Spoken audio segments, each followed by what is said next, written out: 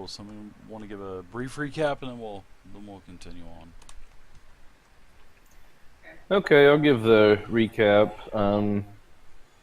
We were in the town of Parnast, and did a little exploring of the town. Went to the shrine and spoke with the priestess there, and then went to the potion shop, spoke with him, and then made our way down to the inn after one of the town's cows was inadvertently shot and killed. Um, Wild arrow from the middle of the woods, I'm sure. That was where awesome. we were offered the chance to go on a hunt to bring back a large quantity of meat to have a feast for the town to raise everybody's spirits, and we accepted, and that's about where we left off. Can you imagine the death sound of that cow?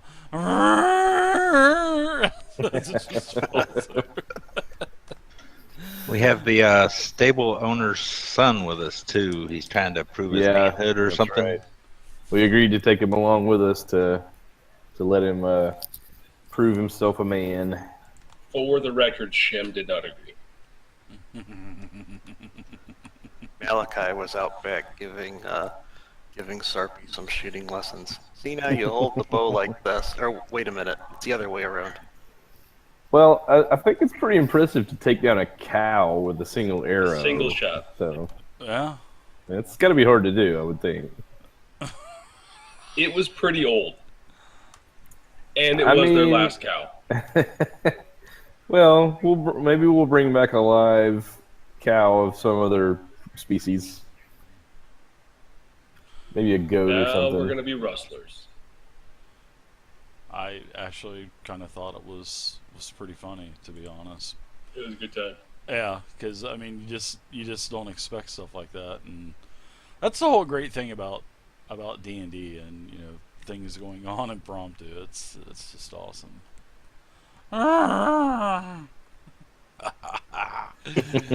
She's going down. Yeah, it's like cow tipping, right? All right, so you guys are off to the Weathercoat Wood, if I'm not mistaken, right? Yeah, off to find some boars, I think. Yeah, there's supposed to be some large game in there.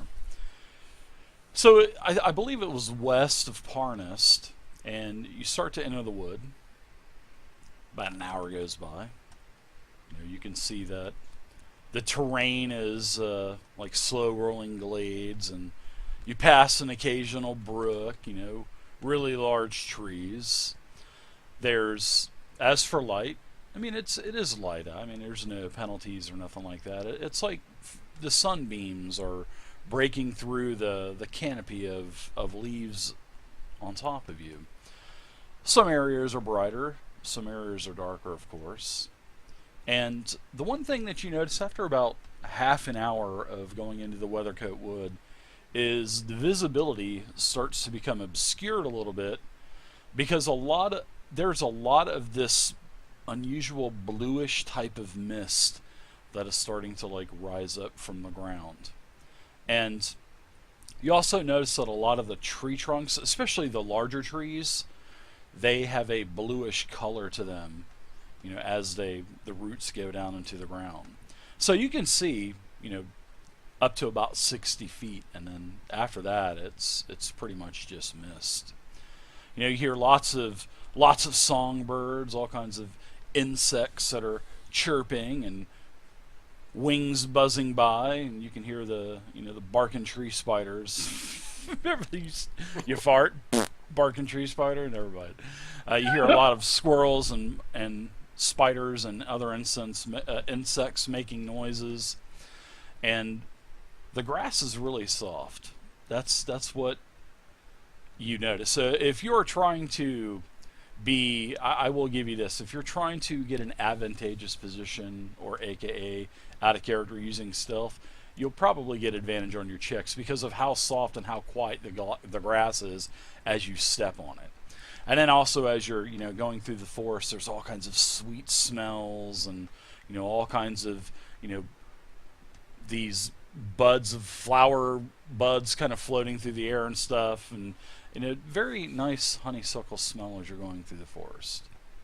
So very nice. And then the grass is sort of like a greenish, and then has like a purplish moss type of mixed in with it.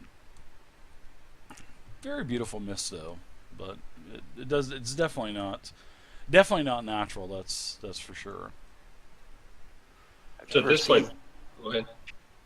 Never seen anything like this blue mist before. Sarpy, you seen anything like this? You look like an outdoors guy. The cow killer. Oh, sorry. Cow assassin. All right. So after about 4 hours of traveling now, you're trekking through the woods. Now you're starting to kind of feel a little weighted with all of your gear and whatnot. You know, the air starts to seem like it's getting a little bit thinner. You think that you may be breathing a little bit more difficult. And it was really, really faint, especially after the couple-hour mark. But then, you know, at the 4-hour mark, it's starting to be quite apparent now. And have we seen any particular sign of game outside of maybe small animals? Nothing just at all.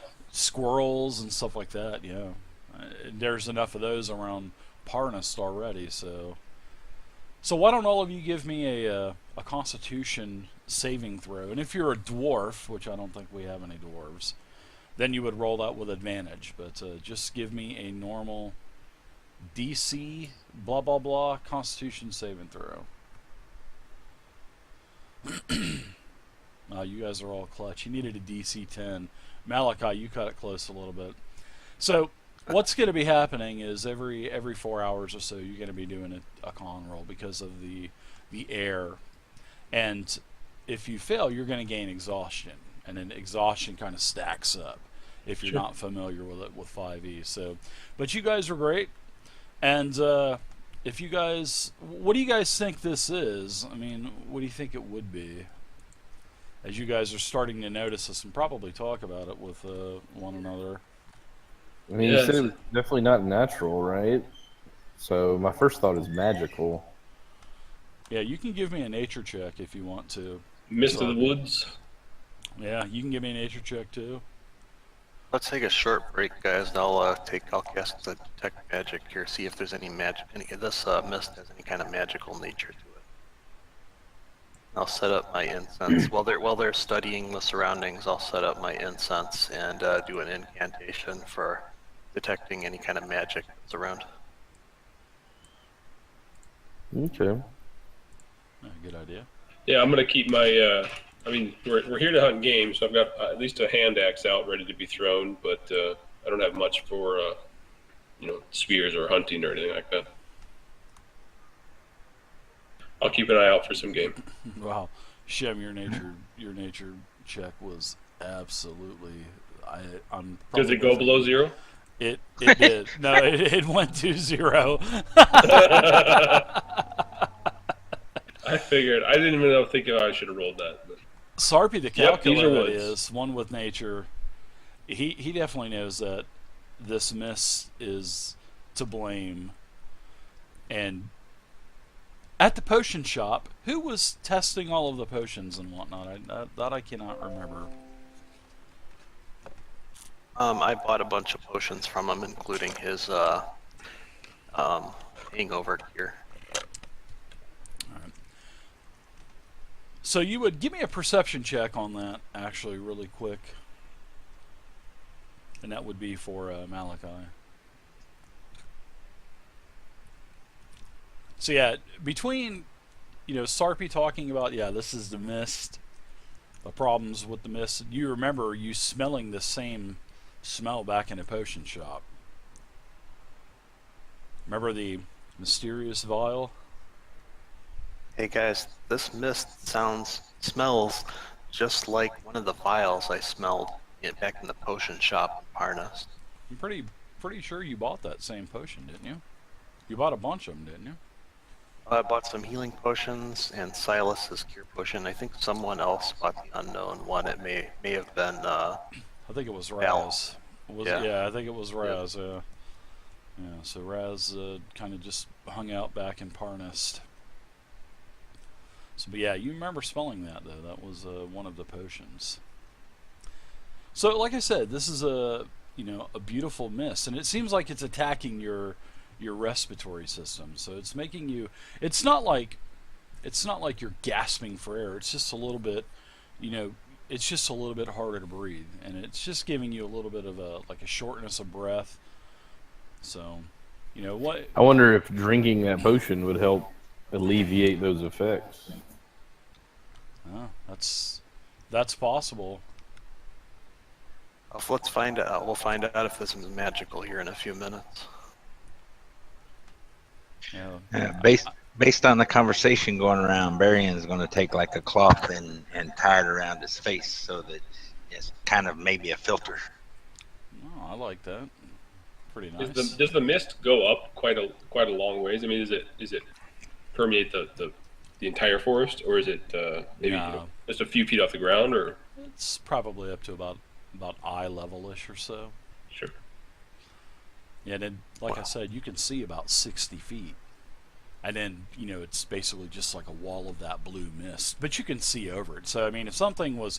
Like, if a 7-foot-tall Minotaur was charging through that blue mist, you would see the horns, and you would see it coming towards you. You know what I mean? There's a cow coming. The Minotaur guy getting back in Sarpy. Let me add him.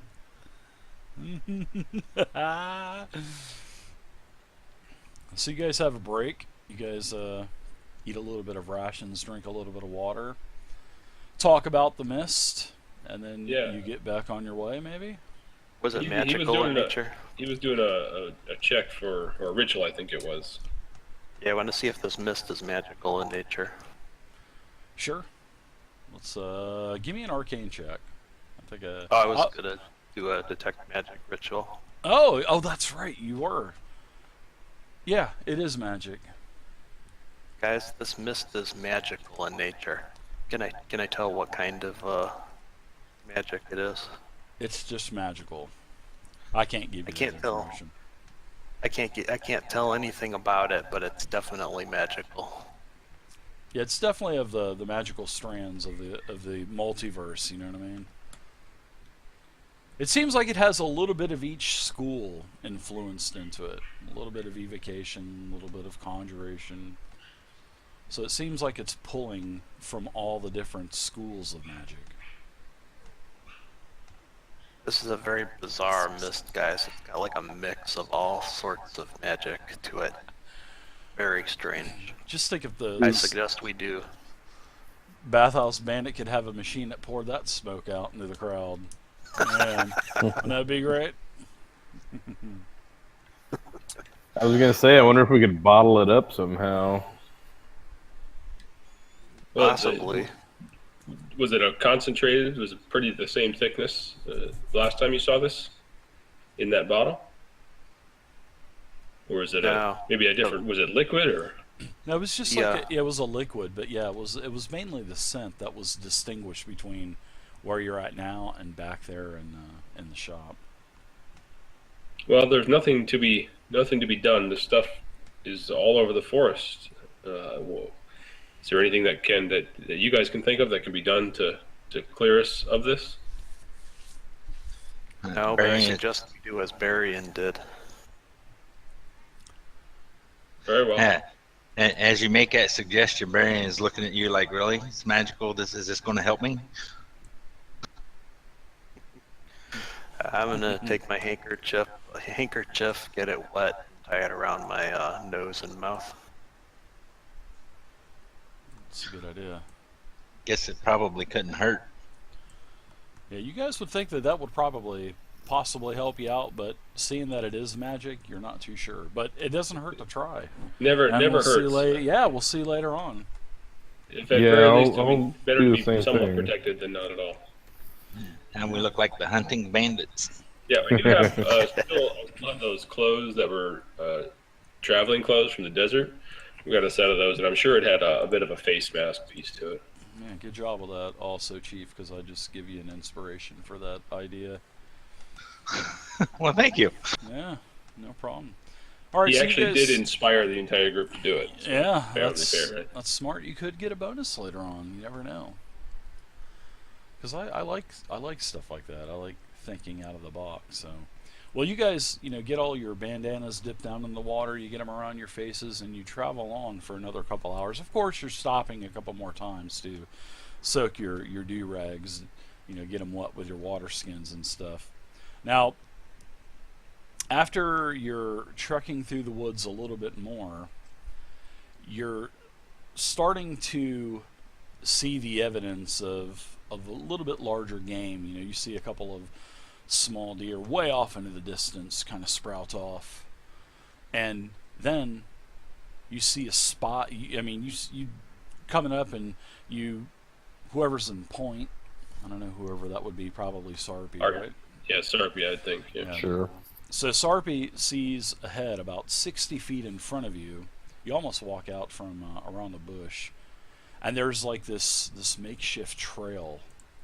And as you're coming around the bush, there is a stag, and this is a giant. This thing is like almost probably about 10 foot tall. This thing is huge, and it's a beautiful stag, and it has a beautiful set of antlers, probably 10, 20 point. I mean, there's just that the antlers are huge. This creature is old, and you spy it directly on the path, and it's just grazing on the real soft grass. And I'll give you a map of what it looks like.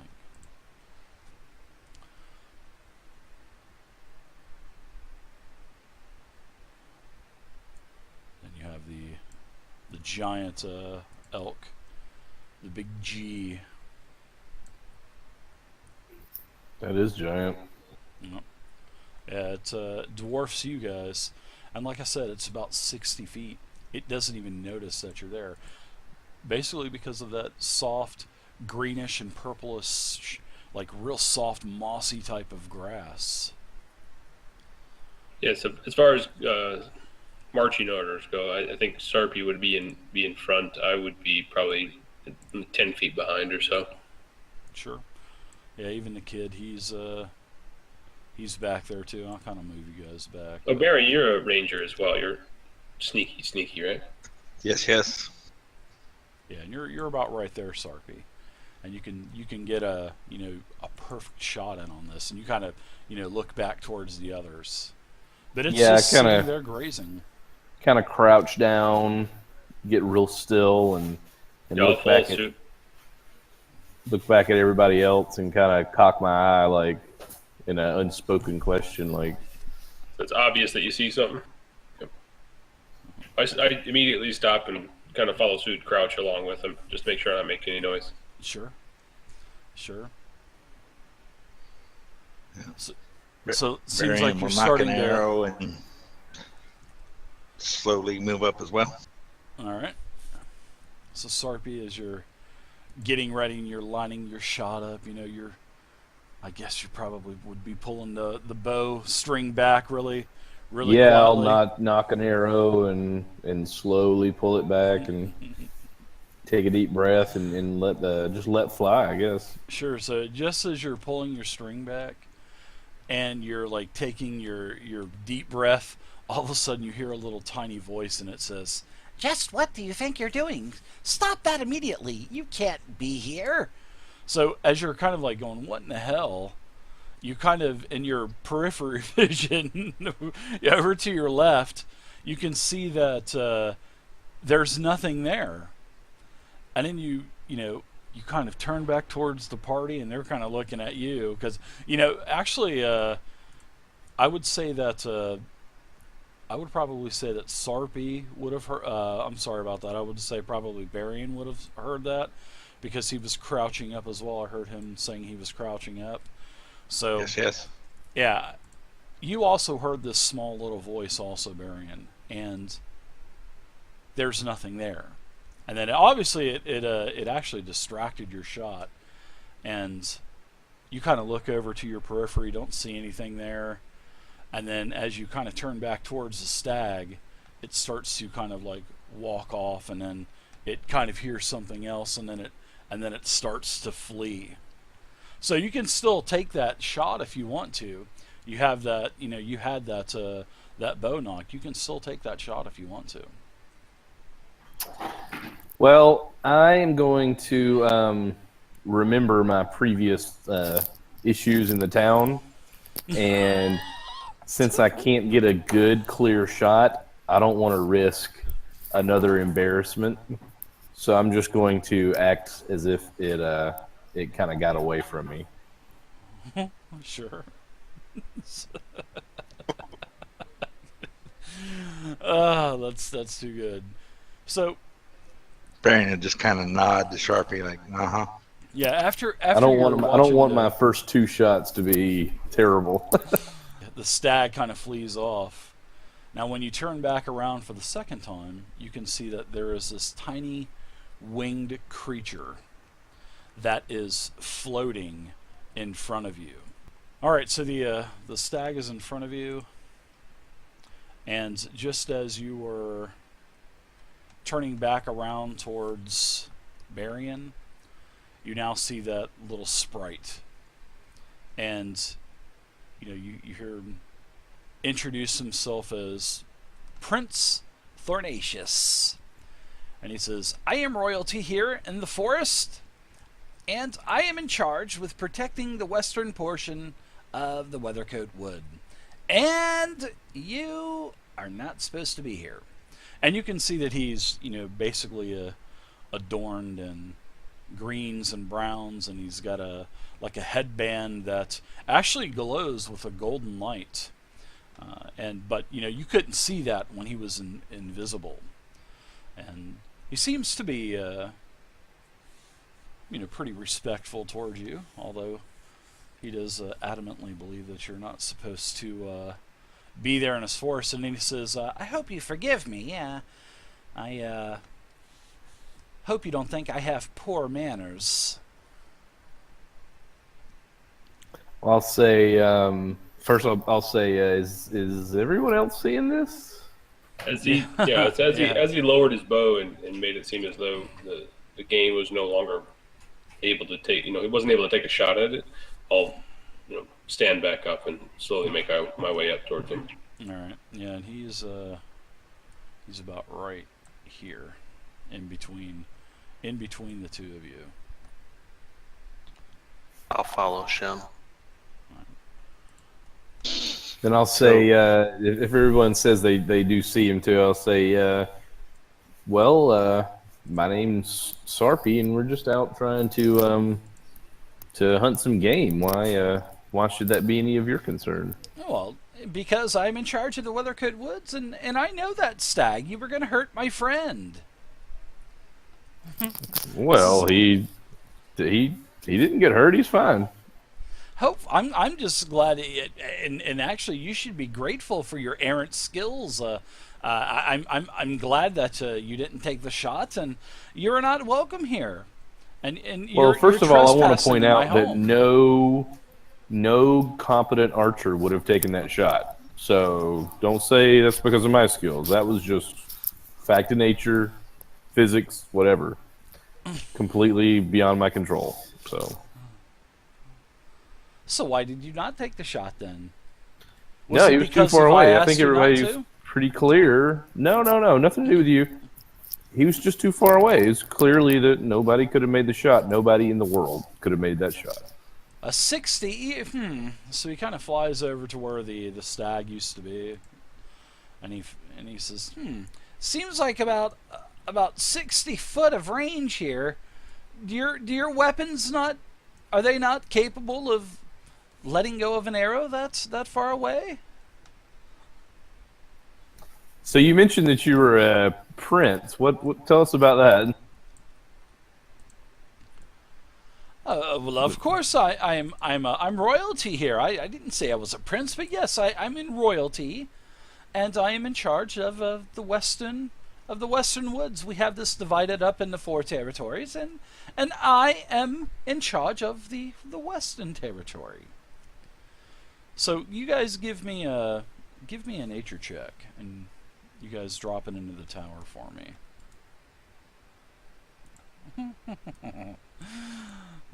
Too good. Royalty.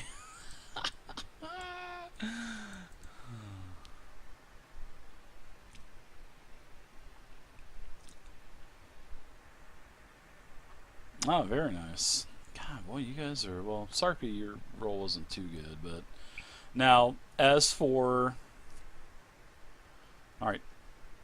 Sarpy, the only thing you know is this little thing is a sprite. Especially, you've ran into several sprites before in your journey through the woods. Shem, you know that he's a sprite, and you can actually tell that he's nobility because of all the stories that you've wrote, that you've actually read, that how they're adorned and whatnot, and if they have a glowing silver band around their head, then that means that they are nobility. And then Varian, to add on top of that, you know that these sprites, these fairies, actually follow a very diplomatic code or protocol for any kind of parley. Basically, courtly niceties. Okay.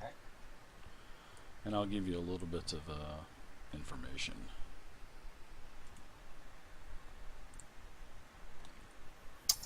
Well, I'll say to him. So, are you saying that we're not allowed to hunt anywhere in these woods? That is what I am saying. And do you have a spokesman that speaks for your group? I wish to interparley with all of you. They're probably saying, Well, what I the guess hell? I'll look back at everybody and I'll say, well, I guess, I'm just pointing at Sarpy. yeah, I guess that could be me, sure. But, yeah, so I don't know if you guys want to, all right, take a timeout maybe, Barian, and kind of huddle your troops together and you know what I mean? Yeah. Kind of talking, because you're a little bit more versed in sprites than what everybody else is. So I will address the prince, Prince Tharnashius. Yep, I believe that's how you said his name. Yep, Tharnashius. Tharnasius. I am Barian. I would like to request a brief recess so that I can speak with my party members, and we will be right back. You may. And he kind of does like a little curtsy with his little dragonfly like wings flapping, of course. Of course, take your time. All right. So, hey. So we step back for a little bit so that we can whisper among ourselves, and I'll explain that these particular sprites are they are diplomatic. They respect what's the word I'm looking for? Manners of the court. A spokesperson should speak for the party. Anyone else wishing to speak to the prince should introduce themselves and request permission to speak to him, so on and so forth. Diplomatic, courtly protocols would be the path forward, I believe. Well, that rules me out. And hey, you can attack him if you want to. I mean, this is up to you guys. I mean, speaking out of character, you can do whatever you want. I mean, the discussion going around about what this thing is and how to interact with it best, I'm more than happy to take a back seat and not piss this thing off should it appears to be magical. It's a small thing that flies around, so I think the best course of action would be to certainly parlay with it. But we came here to hunt and meat. I mean, we have every right to hunt this should we need to. And if he doesn't see eye to eye with that, or if we're not given a way to do that, then maybe it is something that I can start handling. I love it. I agree. Yeah, I agree too. Let's see what he says, but we got to eat, or they got to eat anyway. Yep. So would you like to continue as a spokesman, Sharpay, or do you want me to take over? He said you were fixing to shoot my friend. Yeah, maybe you should take over since you weren't the one aiming down the stag. Okay. I will see what I can find out. I think the manner, what we need to do before we go back and speak to the sprite is we need to find out, does he have any information about the blue mist, and B, is there an area in his domain here that we would be allowed to hunt in with his blessing? And is there any particular form of game that he would prefer that we did not go after? Well, I'll tell you what. As you are parlaying with Thornacious, you can do a persuasion check, or you actually, I believe it would be persuasion with advantage, and he's thinking about everything that you've said, so you can go ahead and do your check with advantage. Ah, very nice. Oh, wow, very nice. So Thornacious, he's kind of fluttering around, dragon wings just a buzzing, and he says, First thing I'd like to say is there used to be this sweet little old lady that used to come into the woods, and she would bring us little treats. Something that we just could not, gather here in the woods. She would bring us these little miniature muffins that she would bake for us. And in return, we grew fond of her, and we would protect her while she was in the forest, and we would lead her to the different types of plants that would create her antidotes. And I think she actually called one of them a mist antidote. And she lived in one of the small little villages nearby. And as for you not being allowed to hunt here, yes, you are not allowed to hunt here. However, being the very diplomatic type of royalty that I am with my kingdom of sprites, I will take you. Well, I personally won't take you, but I will assign you a guide to take you to an area, and he will offer his services as a guide. And also, I believe he has some of this antidote, because I am sure that the magic that my kingdom produces, this blue mist, is probably affecting your breathing. Am I not mistaken by that? Yes, we've noticed that it is it's becoming inconvenient. It is. Well, I do have a friend named Blasius, and he is a half man and half horse. He is a satyr. There is no need to be alarmed by his appearance, but I am sure that this lady named I believe her name was Rue. She actually taught Blasius how to make this concoction, this blue mist concoction, and I am sure that Blasius probably has enough to give you to ward off the effects of our blue mist. And of course, now I will tell you this, the antidote only lasts for about 24 hours, so whatever hunting that you're going to need to do, you're going to need to do it quick and get out of here. But I'm going to take you, well, like I said, I'm royalty. I'm not taking you anywhere. I'm not going to tire myself out. But Blasius will. Blasius will take you to the hunting ground, and you will be able to get whatever game that you need. Of course, there is a limit to one piece of game per person, so we don't want to hunt the forest too thin, do we? I look around to the rest of my party members, kind of looking for concurrence. Does everyone appear to be in agreement? Go ahead and huddle. This plan? Go ahead and turn around. Get into your little huddle there. I'll wait for you. Shem would just nod, just kind of letting the conversation go, but agreeing. Should he be looked at? Yeah, I think we can live with that.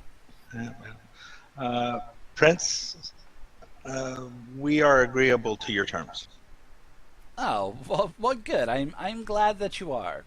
Because just as he says, I'm glad that you are, all of a sudden one of the trees comes to life beside you, and it starts walking. I mean, this huge tree, this thing is large. This thing is probably 15, 20 foot tall, and it moves over towards the sprite. And the royal sprite Thornacious, he flies over onto the branch and kind of sits down and says, "Whew, it's hard work being royalty." So all of a sudden, the treant lets out this roar, and you can just hear it echo throughout the forest.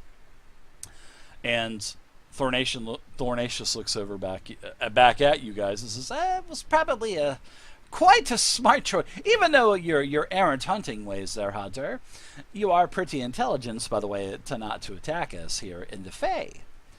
My friend here would have had a field day with you. Yes, this is a forest of the Fae. It is enchanted. Haven't you ever heard of the Fae?" Ooh, Yes, an orc is we are aware of amongst the you. Fae. Interesting. An orc. He's a friendly sort, Prince Thornacious. He means no harm. Blasius will be here in several minutes. He will accompany you to the hunting ground, and then you'll be able to hunt. Yes, we Sounds humbly like a accept your plan. terms, Prince Thornacious. Okay, so Thornacious, he gives you well wishings and asks you please Please do not return back to my forest again. Next time it may end up with a different ending for all of you. We are quite protective, because we know if we were to let all of you hunt in here all the time, then we would have nothing left. And it would be like all of the other woodlands around the lands, dead and empty. So that's why we are the way we are. And I apologize, and I'm not trying to seem brash or harsh, but it is for our own longevity. I hope you all can understand. Yes, Prince Thornash, we do understand. I guess we understand. All right. I love it. So as we're waiting, we'll just kind of sit around and have a conversation with the group. This is and if you're wondering how you got into the Fae, the blue mist brings you to us. So it sounds like that potion would be an antidote. How much of that do we have? Blasius will be here pretty soon. Blasius, he's heard the call of old Trunk here. This is my friend Trunk, by the way. And Oh, hi, Trunk called Trunk. from. He just kind of nods to you. Leaves and everything kind of fall off of the branches and whatnot. And a little bird's nest. No, I'm just kidding. Oh, I'm going to hell for that one. But all right, so let's see. Thornacious turns, and he's still on top of the awakened tree. So I think you were saying that you wanted to get his attention. Yeah. Marion? We have another question, Prince. You had mentioned that we were now in the Fae. Oh, and yes. You may ask away, sir. we entered via the forest and encountered the blue mist, and now we're in the Fae. How do we get out of here? Will our guide Blasius be able to escort us out, get us back out of the Fae? That is correct. He will be able to. Well, actually, you'll be taken out of the Fae once you take the antidote. Once you take the blue mist antidote, then it releases you from the kingdom of the Fae, and then Blasius will return, which he'll probably be here in about another 10 to 15 minutes, so we've got plenty of time, but you can just wait here. I'm royalty, I don't need to be waiting. But Blasius will take you to the lands and of hunting, and you'll be able to find several large pieces of game that you're looking for. Is there anything else you can waste my time? I can help you with? I believe we are done with you, Prince. And I am done with you. And remember, don't ever come back into the into the wood. Please do not. I don't want to have old Trunk here take care of things, if you know what I mean. Anyways, toodaloo! What a dick. I'm pretty sure we got some torches or something, don't we? Well, if you guys want to attack him, go for it. If you guys want to attack it, it's all up to you. Toodaloo! Alright, he starts to... Oh, shit, yeah. Yeah, the awakened tree starts to take off. And Thornacious in tow. Last chance, they're almost out of range. Nope. All right. I'm fine with them leaving. Nah, I'm not gonna attack him. I don't want to fight a tree. Everyone says it like, God damn it. They're not too bad. Just remember, I would never put an encounter in front of you that would just absolutely destroy you. I would give you a challenging encounter, but I would never, I wouldn't put a beholder in front of you unless it was just strictly role play. And then if you just ignored it and just went right to the murder hobo part, then yeah, the beholder would probably destroy you.